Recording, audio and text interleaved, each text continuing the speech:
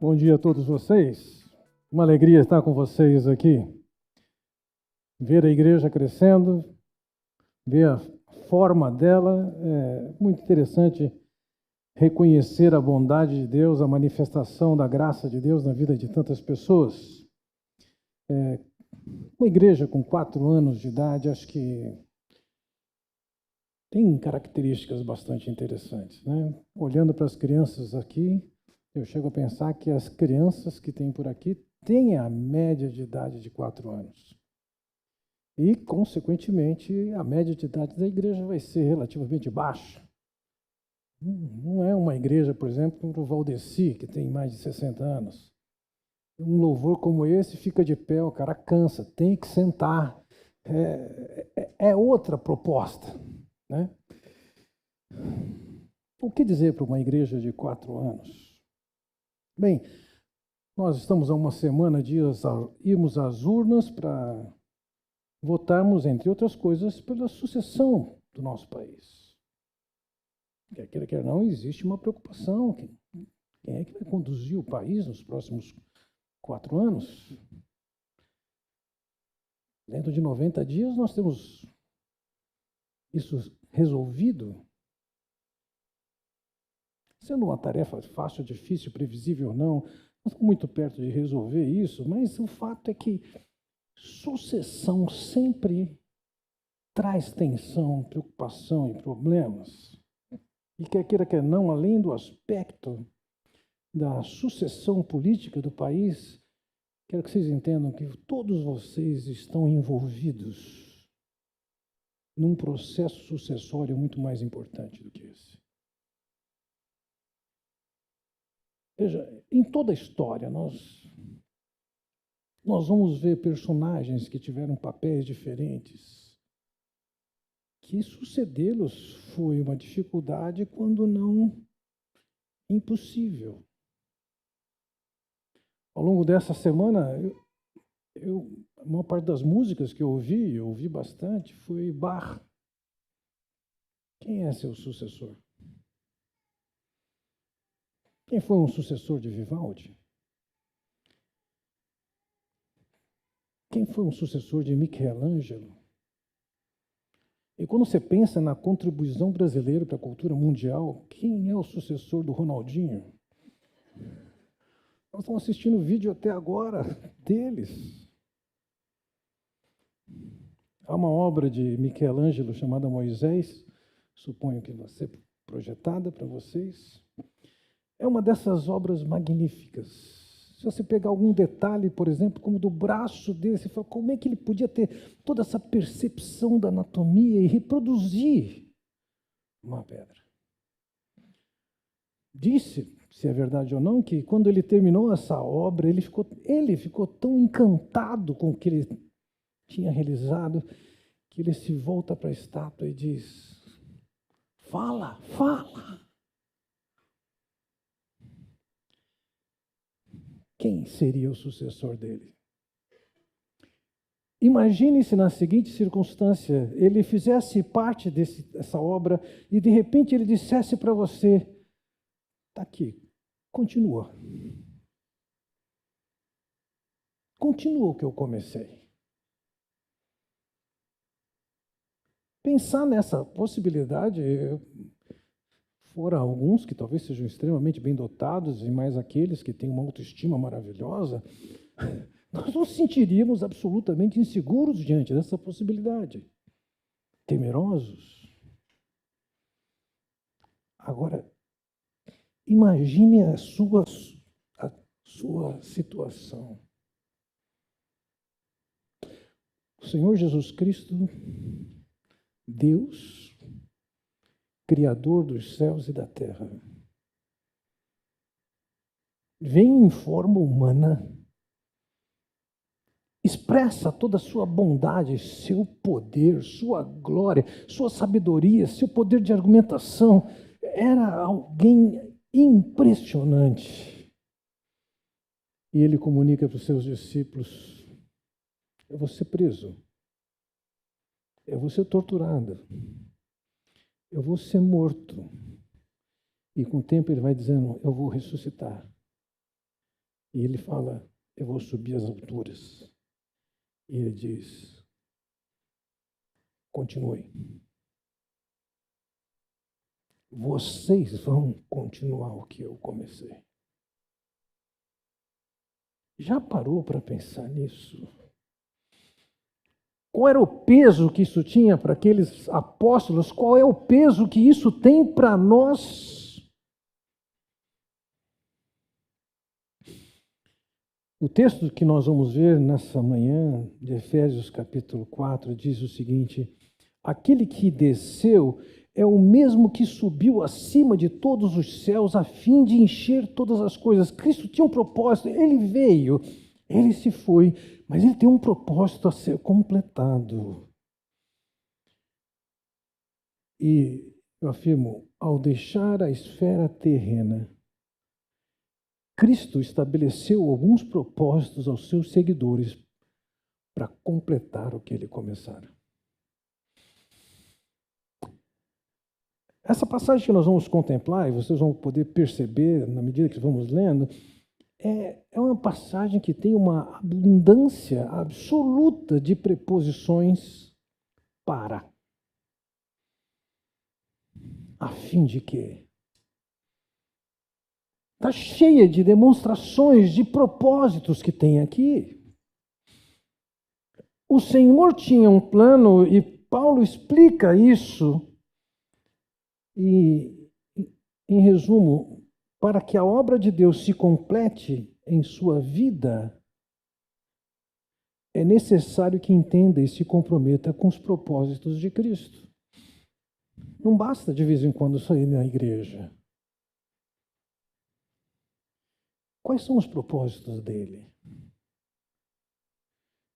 Eu quero passar para vocês 3 propósitos que devem reger a vida de todos nós aqui, de uma maneira ou de outra. Em alguns aspectos nós somos mais passivos, mas em outros nós vamos ser bastante ativos.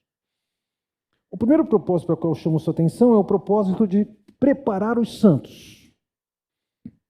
Veja, no versículo 11 ele diz: e ele designou alguns para apóstolos, outros para profetas, e outros para evangelistas, e outros para pastores e mestres. Ou seja, dentro do propósito que Jesus tinha, ele acabou designando alguns. Alguns desses tinham um papel histórico.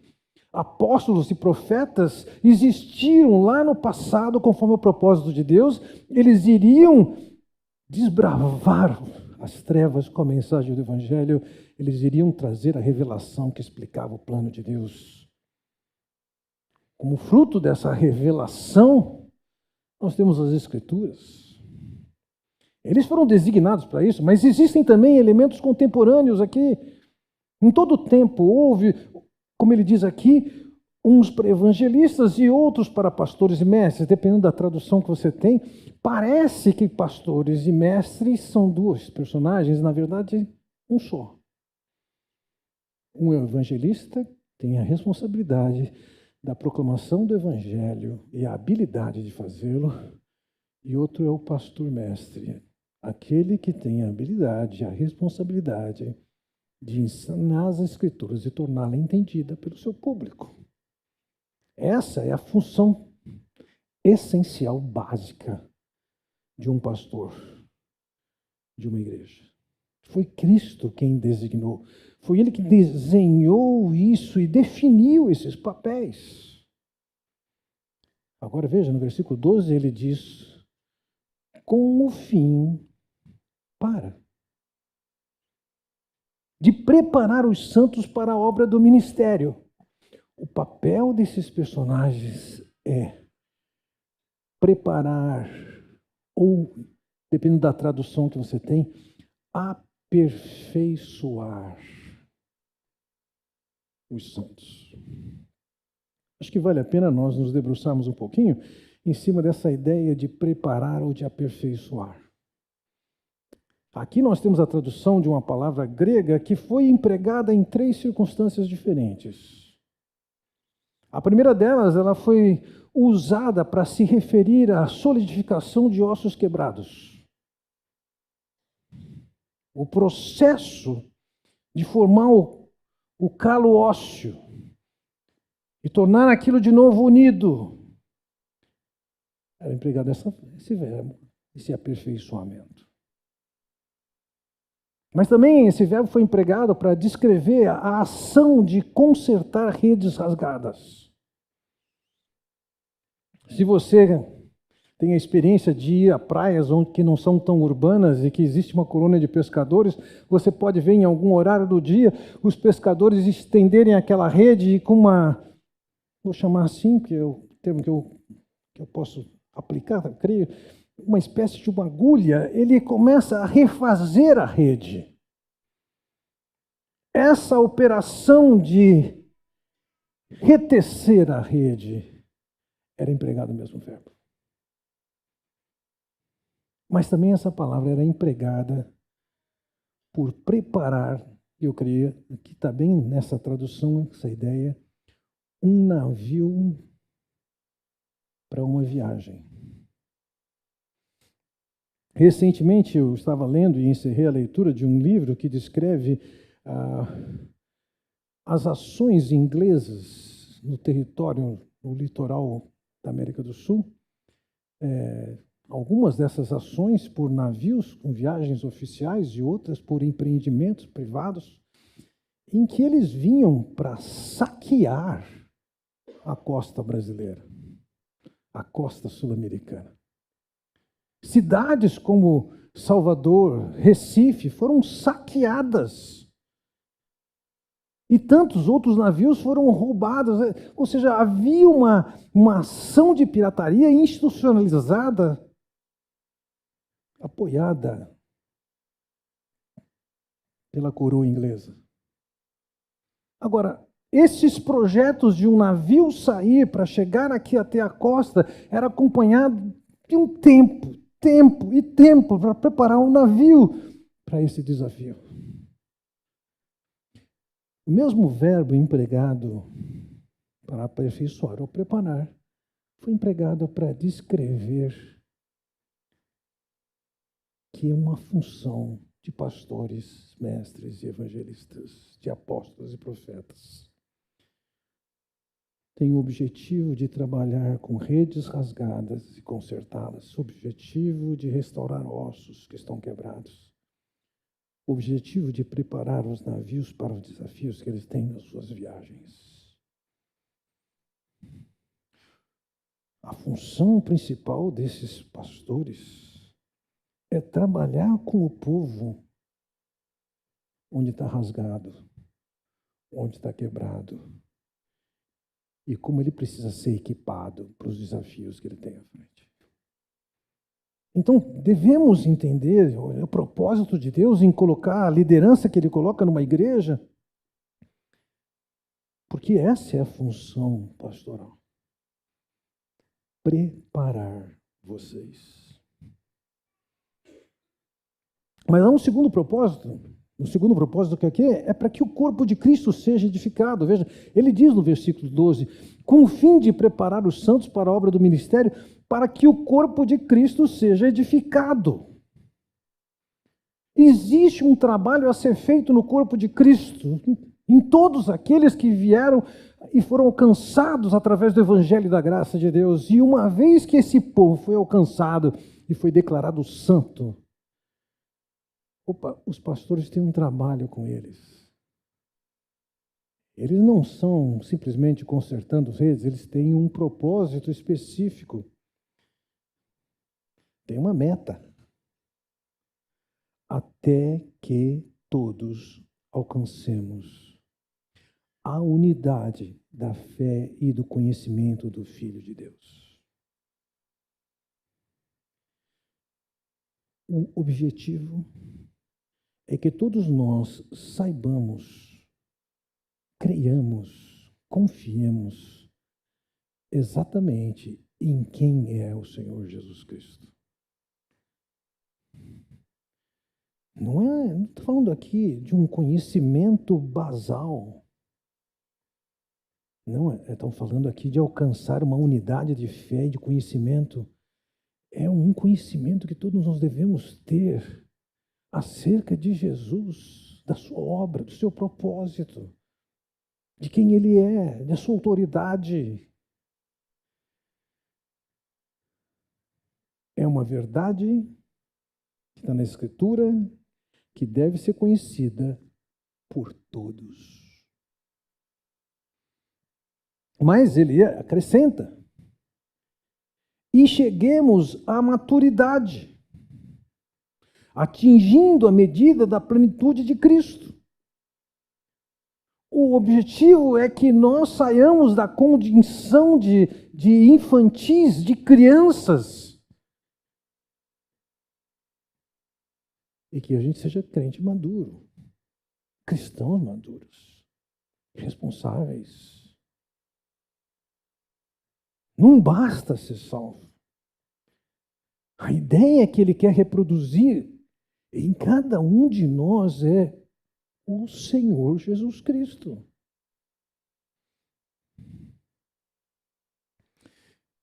Entre os meus netos, eu tenho um que tem quase 4 anos, está em vias de completar 4 anos. Ele sabe o que ele quer.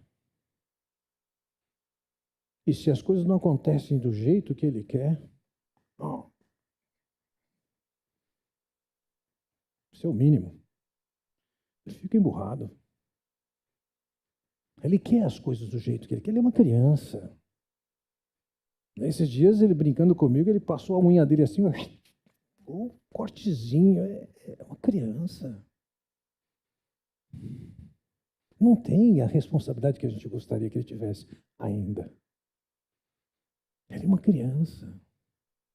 Se sensibiliza com o que não é dado, com o não que é dado. Você não pode confiar certas tarefas. Quando eu chego para meus netos de 9 anos, a responsabilidade é diferente. As suas capacidades são diferentes. Já estão moldados. E lógico, queremos vê-los continuar crescendo. No entanto, existem tantos crentes que, apesar do tempo, são infantis demais. Se as coisas não são do jeito que eles são, não brinco mais. Se as coisas não acontecem como você acha que devia ser, ou que se melindram. Ouvi uma história esses dias, a Carmen estava me falando desses dias, uma história de alguém que telefonou para outra pessoa e a pessoa estava amamentando naquele momento, não atendeu, rompeu a amizade. Que infantilidade. E sabe, na igreja, da perspectiva de quem é salvo do pecado e colocado numa condição de santo, entenda isso, todo mundo começa infantil, imaturo, carnal, e agora tem um processo de aprendizagem de como é que tem que se viver, de como é que tem que perdoar, de como é que tem que ser sensível com os outros e insensível consigo mesmos. O objetivo de Deus conosco não é que a gente tenha a condição de salvo. Temos o ticket para pegar o trem para ir para o céu. Ele está dizendo, eu quero ver em vocês a imagem de Cristo. Eu quero que vocês tenham uma vida tal que alguém olhe para você e me veja. Eu lembro de uma história de Charles Swindoll que ele conta que após a guerra, a Segunda Guerra Mundial, ele não menciona quem é a pessoa, mas eu chego a pensar que ele está contando uma história dele próprio. A Alemanha estava destruída após a guerra e ele entra numa rua onde tinha uma padaria e ele vê um garoto. A Alemanha está cheia de órfãos. Um garoto olhando para dentro da padaria. E ele conta que ele encosta o jipe dele, ele vai até o garoto e ele vê que o garoto está de olho nos sonhos que estão saindo do forno. E ele pergunta para o garoto: você quer um desses? E o garoto: oh, se quero. Diz que ele entra, compra um saquinho com os donuts, sai dali, entrega para o garoto. E quando ele sai, o garoto puxa a manga do casaco dele e pergunta: moço, você é Deus? O ato de bondade, de generosidade dele fez aquele menino perguntar: você é Deus? De alguma maneira, aquele garoto estava vendo naquele homem o caráter bondoso de Deus. Então, quando ele diz que eu quero que vocês tenham um conhecimento pleno de Cristo, eu quero que vocês sejam maduras. E veja, ele diz claramente: o propósito é que não sejamos mais como crianças levados de um lado para o outro pelas ondas, nem jogadas para cá e para lá por todo o vento de doutrina e pela astúcia e esperteza dos homens que induzem ao erro. São tantas vozes, com tantas heresias, com tantos ensinos fora da Escritura, e parece que as pessoas estão com suas velas levantadas, esperando qualquer ventinho que entusiasme. Não. O objetivo é que vocês estejam de tal maneira firmados na verdade de Deus, que vocês não vão ser levados para lá e para cá. Criança é levada. Se deixar a criança conversar com o pipoqueiro, ela acha que tem que fazer algumas coisas que o pipoqueiro falou. Um adulto sabe colocar essas coisas com perspectiva.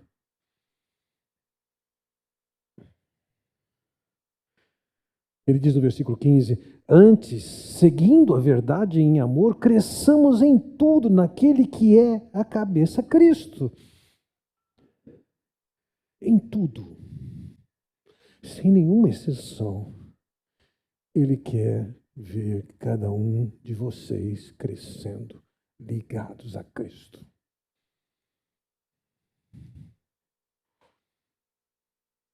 E isso envolve as qualificações, a graça e todo tipo de capacitação que vem de Deus para aquilo que nós temos para ser e para realizar. Por quê? Porque tem um terceiro propósito. Eu estou chamando esse terceiro propósito aqui de cada um na sua.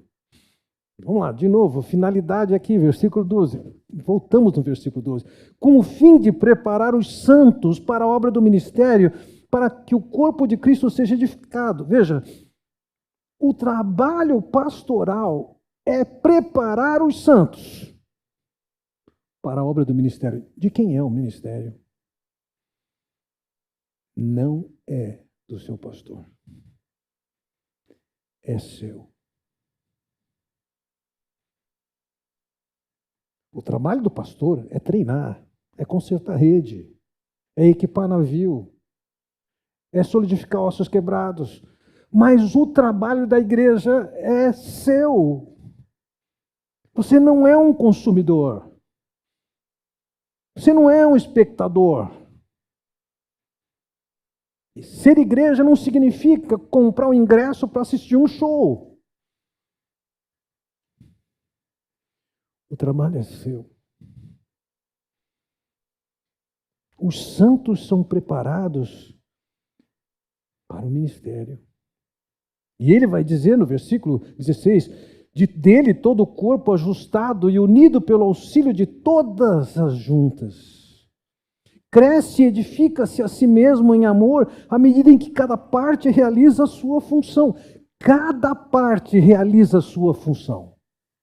Cada parte. Cada parte. Aqui ou acolá nós vemos limitações, pessoas com limitações na sua saúde corporal. Depois de uma certa idade, você sente problemas. Olhando aqui, eu acho que vocês têm menos de 40 anos. Vou dar uma dica.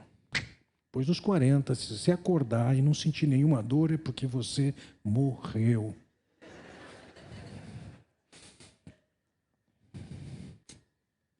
As limitações vão acontecendo, mas o objetivo é que tudo funcione. Os cílios têm um papel, o cotovelo tem um papel, o joelho tem um papel, cada músculo tem um papel. E, eventualmente, eu paro para avaliar somente o funcionamento de um fígado. E eu falo, meu Deus, como é que alguém pensou nisso? Como é que a gente pode ter uma usina funcionando nessa qualidade, transformando o que a gente consome em todos os produtos que nós precisamos? Que engenharia! Mas tudo tem um papel. E depois de uma certa idade, tudo isso está sendo controlado. O que não pode ser diferente do padrão, porque vai comprometer ali na frente. Cada parte exercendo a sua função. Se um fígado deixar de exercer seu papel, morte. Se um rim deixar de exercer seu papel, morte. Se um joelho parar de exercer seu papel, graves limitações. Toda junta, cada parte. Isso significa, ainda que vocês só tenham 4 anos como igreja, Deus está dizendo, eu passei o bastão, ele é de vocês. Eu não chamei consumidores, eu não chamei espectadores. Eu tenho um propósito, edificar a minha igreja. E para que isso aconteça, como você foi alcançado, tantas pessoas foram alcançadas. Como você foi alvo da bondade de Deus, tantas pessoas devem ser alvo da bondade de Deus através de você. Veja, da maneira como Paulo descreve aqui, cada um de nós, auxiliando, vamos trabalhando com a edificação desse corpo. Ora, anunciando o Evangelho, ora, expressando o amor de Deus por alguém que, por exemplo, está faminto e desejoso de sonho. Cada um de vocês que foi salvo pelo Senhor Jesus Cristo está nessa vida não por melhor desempenho da sua carreira profissional, não para a construção do maior patrimônio que você possa ter, não para ser um consumidor de serviços religiosos. Entenda isso. Os pastores da sua igreja, os líderes da sua igreja, eles são como que uma comissão técnica. Como num time de futebol tem nutricionista, fisioterapeuta, preparador físico, técnico ou técnicos. Esse é o papel deles. Mas quem entra em campo são vocês. Alguns de vocês vão ser laterais, outros vão ser goleiro, outros vão ser centroavante, mas são vocês. Concluindo essa mensagem, então, passando para o meu finalmente, uma vez que Deus tem um propósito, ou vários propósitos, desde a constituição desses líderes, que tem como propósito preparar as pessoas, preparar os santos. Uma vez que tem um propósito de ver essa igreja sendo edificada, em que cada um de vocês exerce a sua função, e uma vez que o ministério da igreja está sob o ombro de cada um de vocês tem que estar na sua função. Existem funções que são compartilhadas. Nós não podemos viver tranquilos aqui, sem pensar que o mundo lá fora está no caminho da condenação, de estar apartado de Deus pela eternidade. Sendo que cada um de nós foi privilegiado pela graça de Deus e pela salvação do Senhor Jesus Cristo. Reclame para os seus pastores, preciso ser treinado para alcançar meus vizinhos. Nós temos essa responsabilidade. Enquanto essa responsabilidade de proclamar o vizinho for somente do Marcelo, isso significa que é o vizinho dele que vai ser alcançado. Mas enquanto cada um de nós tem a preocupação de compartilhar com o vizinho isso ganha outra proporção. Mas aqui dentro da igreja tem uma série de responsabilidades com um crente e com o outro. A igreja, um lugar em que pessoas nasceram de novo, começam com a infância tanto a ser tirado, há tanto a ser trabalhado. Poucas semanas atrás, creio que nem um mês atrás, estava com uns amigos e nós estávamos conversando e de repente um deles, avaliando uma situação daquele dia, ele fez umas avaliações, algumas considerações tão depreciativas sobre alguém que não estava ali. Naquele momento eu precisei falar para ele, não traz isso para cá. Não traga isso para cá. Você teve um problema lá, não traga para cá. E 2 semanas depois eu sentei com ele e lhe mostrei um texto de Provérbios que diz que quem fica ouvindo o que o outro fala da vida do outro, é esse que é o fofoqueiro. É esse que é o mentiroso. Eu pude sentar com ele, conversar com ele e dizer, escuta, eu não quero ser classificado nem como mentiroso, nem como fofoqueiro. Não fala essas coisas. Isso não faz bem para mim, não faz bem para você e muito menos para a pessoa de quem você falou. Quantos de vocês estão preocupados em que seus irmãos em Cristo não sejam fofoqueiros? Nós precisamos crescer, e na medida que vamos crescendo, saber que esse é o padrão de Cristo, e a gente começa a mudar. E na medida que muda, o mundo lá fora reconhece, tem alguma coisa diferente aqui. Você é Deus. Existem pessoas padecendo de necessidades essenciais. E vocês, não é difícil olhar. Nós somos privilegiados em termos econômicos. E daí? É só você. É a oportunidade de você ser um instrumento de bênção para outros. Dias atrás, uma senhora saía da igreja com isso aqui muito franzido. E eu perguntei para ela, tudo bem com você? Ela falou, tudo bem. E esse franzido aí? E ela descreveu uma história que não era com ela, era com a irmã dela, que envolvia uma suspeita difícil por causa de um exame de imagem de uma gravidez que parecia ser bastante problemática, mas também que a irmã tinha sofrido um acidente e o conserto do carro era praticamente o valor do carro. E eles não tinham recursos.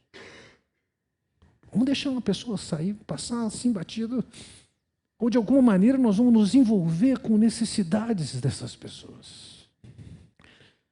O seu objetivo é, de alguma maneira, alguém olhar para você e perguntar, você é Deus? O objetivo de vocês como igreja é, se alguém perguntar para vocês, como eu posso ver o seu Deus, você poder dizer, olha para mim, eu estou andando com Ele. A bondade dele está manifesta, a ação dele está manifesta, a graça dele está manifesta. Você está esperando que o seu pastor seja esse cara? Deus está dizendo, eu estou esperando que você seja esse cara. Seja no envolvimento aqui na igreja, seja nos projetos de levar o evangelho, seja com o propósito de manifestar a bondade e a misericórdia de Deus com as pessoas que de alguma maneira estão sofrendo. Entenda uma coisa. Você é o cara. Você não pode passar por essa vida se divertindo. Sabe, uma criança entrar num avião e achar que é interessante ficar comendo o amendoinzinho que podem dar e ficar ouvindo o sonzinho. Isso é coisa de criança. Um adulto, quando entra num avião, ele está interessado em chegar onde ele tem que chegar, ele sabe qual é o propósito daquela viagem. Ele quer estar seguro de que ele está indo para o destino que está marcado. Quando a gente entra na igreja, a gente não está aqui para comer amendoim. A gente não está aqui para ficar se divertindo com multimídia. Deus tem um propósito. Você está numa viagem, Deus tem um propósito com você. Vocês são uma igreja de 4 anos e vocês não podem ficar na imaturidade. O desafio de vocês é ter um pleno conhecimento de Jesus. O desafio de vocês é o caráter de Deus ser estampado em vocês. O desafio de vocês é porque Ele está dizendo, eu fui embora, vocês continuam. Fui eu que tive essa ideia, Deus fala. Sou eu que estou dando essa instrução para vocês. mas sou eu também que capacito vocês a fazerem o que vocês têm que fazer. Vão em frente, mexam-se, vamos orar.